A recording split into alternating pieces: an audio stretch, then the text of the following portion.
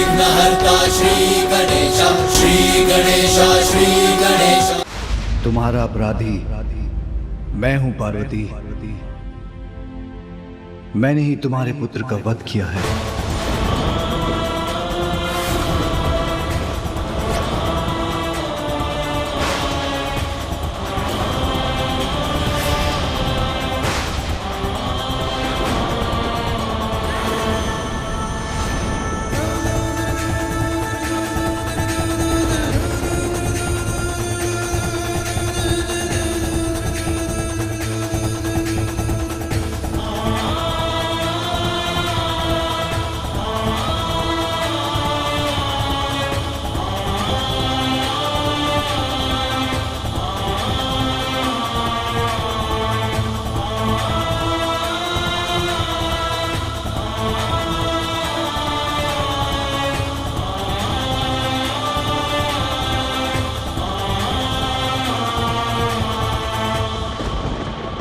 तुम्हारा अपराधी मैं हूं पार्वती।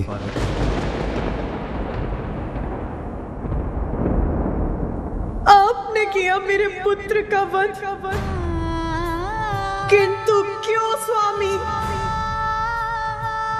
ऐसा क्या अपराध किया था उस बालक ने? उत्तर दीजिए। मेरे पुत्र, उस अबोध बालक को प्राण दंड क्यों दिया आपने?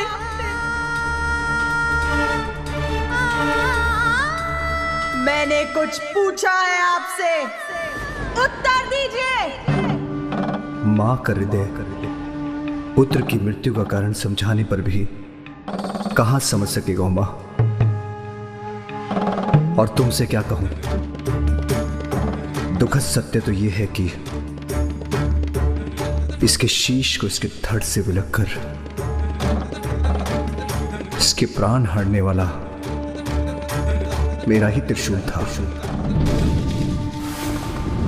वो बालक जिसका जन्म अभी ही हुआ था, जिसने संसार को जाना तक नहीं था, उसका इतना भयंकर अंत हुआ मेरे ही स्वामी के इस तीक्ष्ण त्रिशूल से।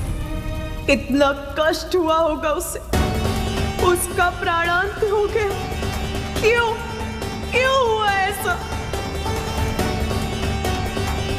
जो मेरे ही हृदय का स्वरूप था, मेरी ही कल्पना से जन्मा था, जो मेरी ही आज्ञा का पालन कर रहा था, उसके किस दोष के लिए ऐसा भीषण दंड दिया आपने उसे? उसके शीश को कैसे विलग किया आपने?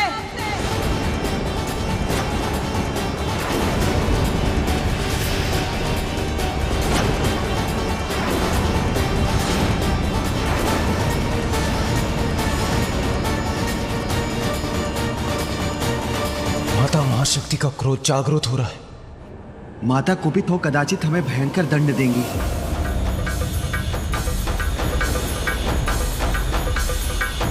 जो हुआ वो अत्यंत कष्टप्रद है उमा, किंतु नियति के चक्र से तो मैं भी मुक्त नहीं।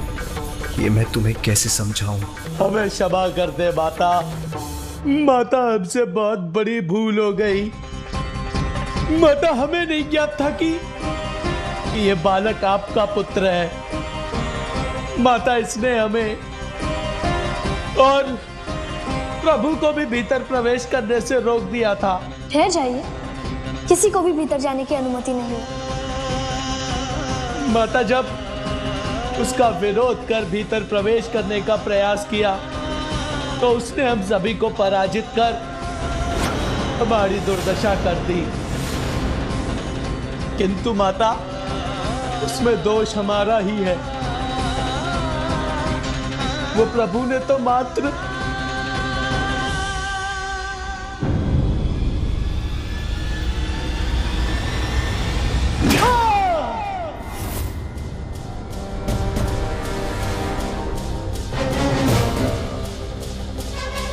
ऐसा रोष जागृत हुआ है माता महाशक्ति का कि उन्होंने नंदी को आकाश के अनंत विस्तार में भेज दिया।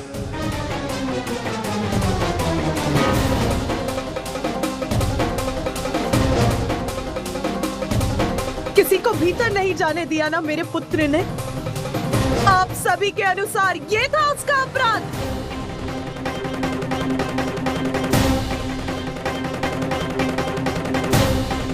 माता के आदेश का पालन करना आपकी दृष्टि में अपराध कब से हो गया देवराज? मैंने अपने पुत्र को आदेश दिया था कि वो किसी को भीतर ना आने दे। बताइए मुझे, उत्तर दीजिए। क्या पूर्ण निष्ठा और समर्पण से एक पुत्र का माता की आज्ञा का पालन करना अनुचित है? इसके लिए तो उसे पुरस्कृत करना चाहिए था। और आप सभी ने उसे दंडित करने की स्थिति उत्पन्न कर दी। बिना तथ्य और सत्य जाने आप सभी उससे युद्ध कर उसे उत्तेजित करते रहे।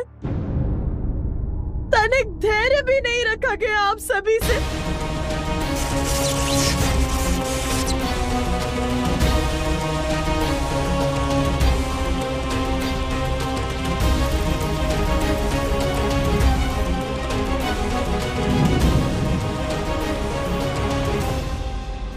सभी देवता एक साथ होकर एक बालक पर अपना शौर्य प्रदर्शित करते रहे।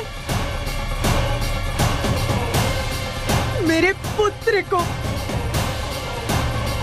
अपने प्राण देकर अपनी माता की आज्ञा का पालन करने के लिए विवश कर दिया आप सभी ने। क्यों किया ऐसा?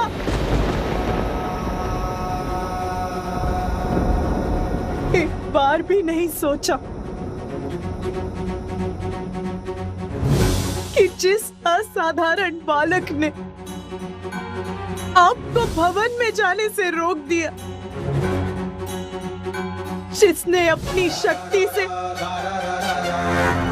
आप सभी देवताओं को परास्त कर दिया, वो कौन हो सकता है? और यदि उसने आपको रोक ही दिया था तो थोड़ी प्रतीक्षा ही कर लेते। मैं अपना स्नान और अन्य कार्य कर यहाँ आने ही वाली थी, तब आप सभी से उसका परिचय करा देती। किंतु देवताओं का अहंकार ये कैसे स्वीकार करता कि एक अल्पायु बालक उनकी शक्ति को ललकारने में सक्षम हो रहा है। बताइए मुझे, महादेव या उनके गढ़ों के भीतर न जाने से सृष्टि की किस महत्वपूर्ण लीला में बाधा आ रही थी? एक बालक से संघर्षरत हो गए आप सभी देवता। क्या यही है आपका पराक्रम?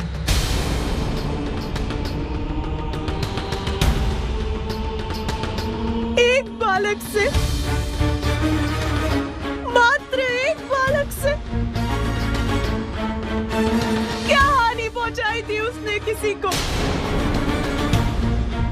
क्या वो आपसे आपका पद मांग रहा था देवराजेंद्र?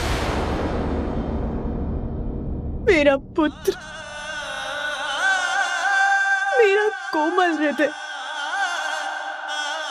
निष्ठावान, आज्ञाकारी पुत्र मेरा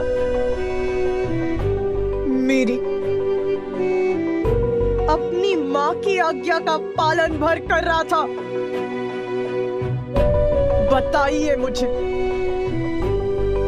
क्या इस घटना के बाद संसार का कोई भी पुत्र अपनी माता की आज्ञा का पालन करेगा? क्या किसी भी पुत्र में इतना साहस शेष रहेगा?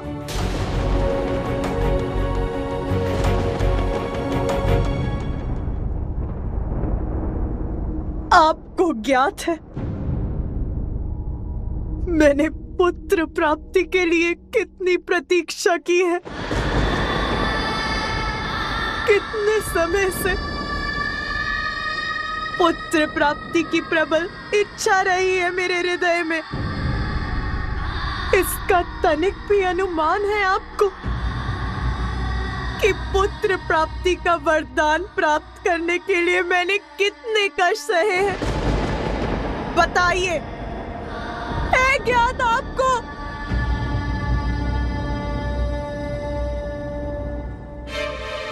आदि शक्ति हूं मैं, आदि शक्ति हूं मैं, आदि शक्ति हूं मैं। वो आदि शक्ति जो उस समय सती के रूप में भी मैं सदा आपकी ही प्रार्थना में लीन रही, अपने पिता श्री प्रजापति दक्ष के विरुद्ध गई ताकि आपके साथ हमारा विवाह हो सके।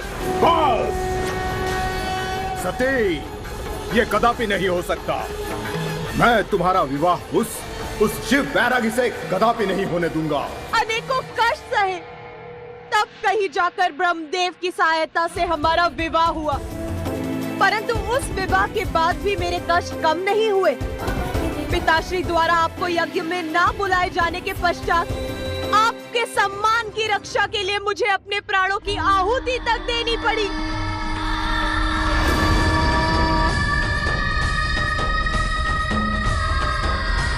सती का अंत अवश्य हुआ, किंतु उसकी इच्छा पूर्ण रही। इसीलिए मैंने पुनः जन्म लेकर आपको मनाने के लिए वर्षों तक तप किए, ताकि इस बार मेरे पुत्र प्राप्ति की इच्छा पूर्ण हो सके। किंतु आप वर्षों तक समाधि में लीन रहे, आपको तो इसका आभास तक नहीं था। किसी प्रकार पुनः आपसे विवाह हुआ और वर्षों पश्चात जब पुत्र प्राप्ति की कामना की तो देवता अपने अपने संकट लेकर आ पहुंचे। हमें आश्वस्त कीजिए हे दयानिधान कि आपके और माता पार्वती के संयोग से कभी भी कोई भी संतान जन्म नहीं लेगी।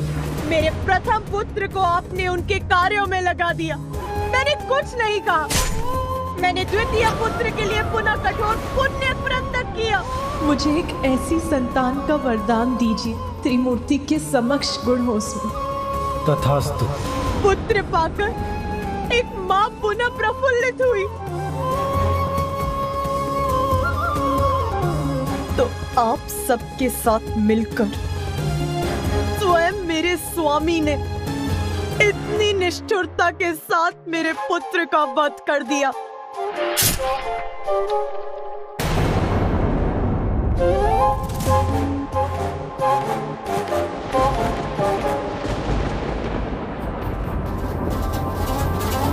स्वामी, आपका त्रिशूल तो इसीलिए है ना कि उसका प्रयोग कर आप दुष्ट जनों से अपने भक्तों और अपनों की रक्षा कर सके, और आपने उसी से अपने पुत्र का वध कर दिया।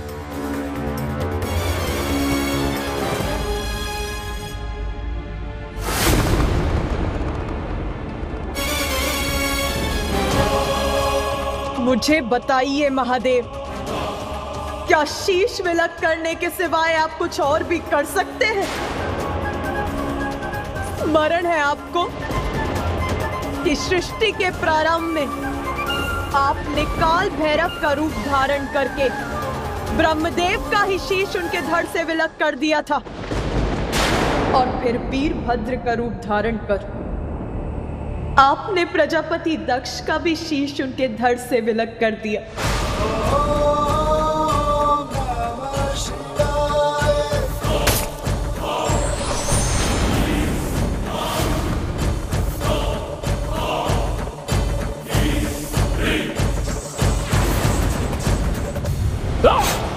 किंतु इस बार तो आप सभी सीमाएं लांघ गए। आपके जिस पुत्र को आपका स्नेह प्राप्त होना चाहिए था, आपने उसी पुत्र का शीश उसके शरीर से विलक कर दिया।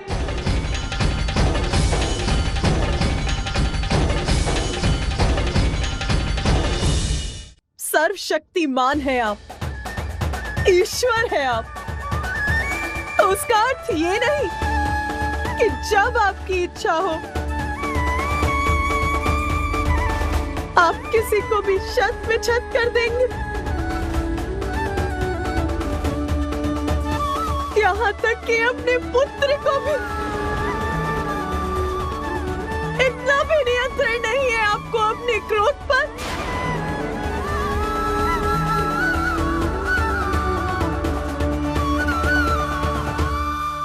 मुझे मेरा पुत्र पुनः चाहिए। आप तो ईश्वर है ना महादेव,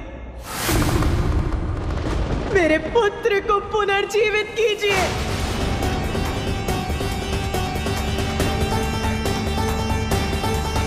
उसे पुनः उठकर मुझे मां कहने के लिए कहिए। कुछ करिए महादेव, कुछ करिए।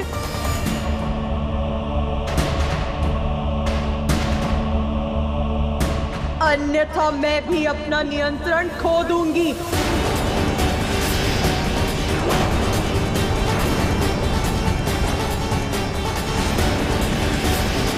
मेरा पुत्र,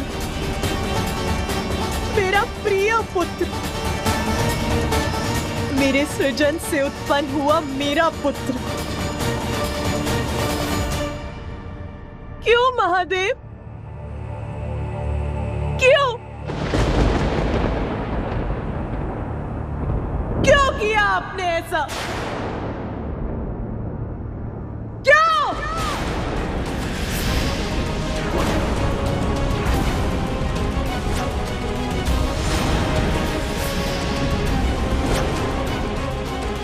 देवी पार्वती का क्रोध अपने चरम पर है और अगर उन्होंने प्रचंड रूप धारण कर लिया तो अनर्थ हो जाएगा।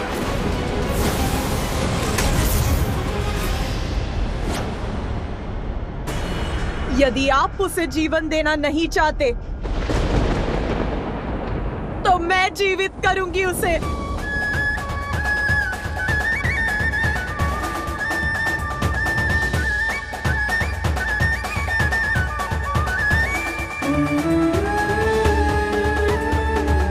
मैंने ही उसका सृजन कर उसे जीवन दिया है, तो मैं ही उसे पुनर्जीवित करूंगी।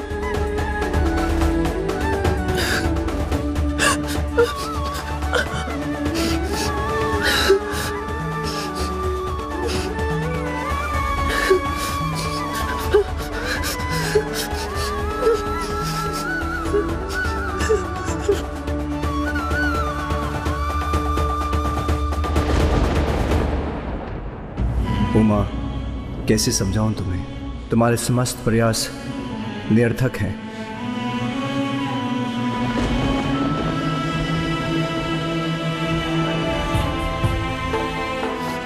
ये क्या हो रहा है? इसका शीश क्यों नहीं बना पा रही हूं मैं? उसे जीवन क्यों नहीं दे पा रही हूं मैं?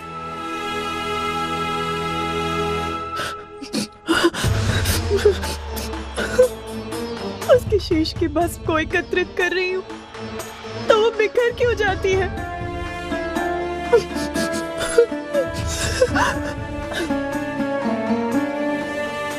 रुक जाओ उमा, तुम्हारा प्रयास व्यर्थ है। उसकी मां हूं मैं,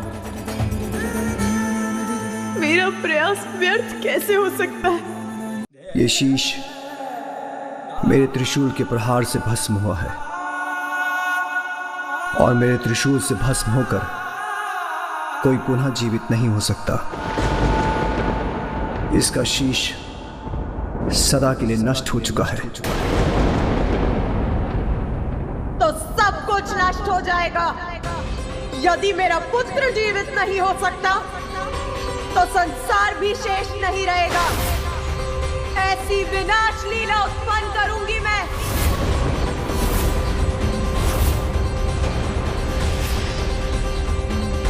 आप सभी नारी को क्या समझते हैं?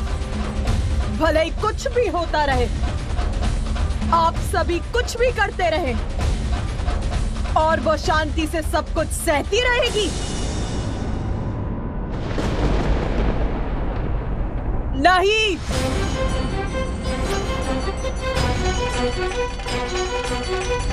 नारी संसार को जन्म दे सकती है तो उसको मिटा भी सकती है।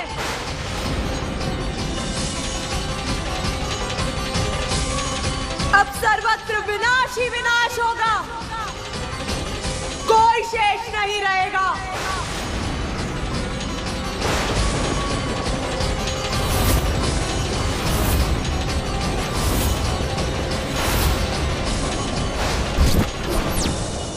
महादेव, देवी पार्वती का उग्र होना संसार के लिए उचित नहीं, उन्हें रोकिए।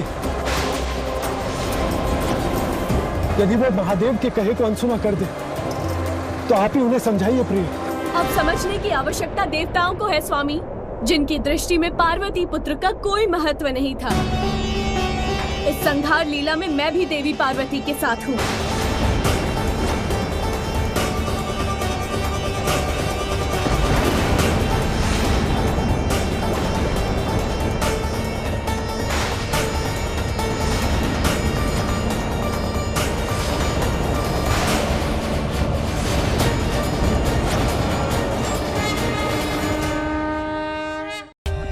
For more updates, subscribe to our channel, click the show links and enjoy watching the videos.